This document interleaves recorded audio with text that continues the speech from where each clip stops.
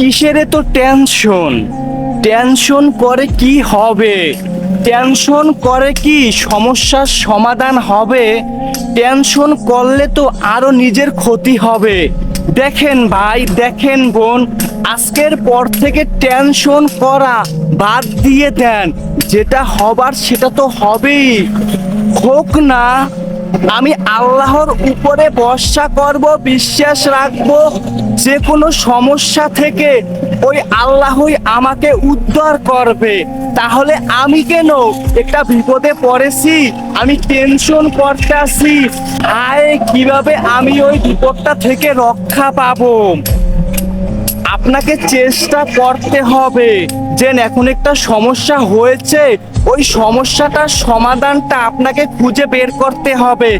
আপনি যদি খুঁজে বের না করেই বসে বসে টেনশন করেন, দুশ্চিন্তা করেন যে আমার জীবনে অনেক বড় একটা সমস্যা হয়েছে, অনেক বড় একটা বিপদ এসেছে, আমি এখন কি করব, কোথায় যাব, কে আমাকে সাহায্য করবে, কে আমাকে বিপদ থেকে উদ্ধার করবে?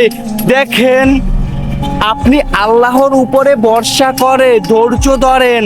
কি ভুলের কারণে আজ এই অবস্থা হয়েছে, ভুলটাকে শুধরানোর চেষ্টা করেন। দেখেন, আপনার জীবনে কোনো টেনশন রাখা যাবে না। যদি আপনি টেনশন করেন, আপনি কখনো কোনো দিন ভালো থাকতে পারবেন না।